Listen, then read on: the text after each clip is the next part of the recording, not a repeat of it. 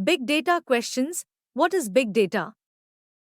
Big data refers to large volumes of structured, semi-structured, and unstructured data that cannot be processed effectively with traditional data processing applications. What are the three main characteristics of big data?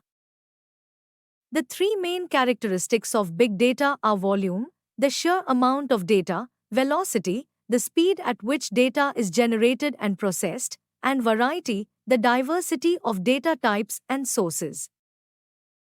What are some examples of sources generating big data?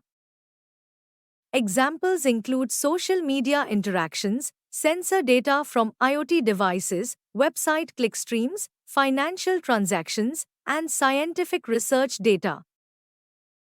What is the significance of big data in business? Big data enables businesses to gain insights from large and diverse datasets, leading to better decision-making, improved operational efficiency, personalized customer experiences, and innovation.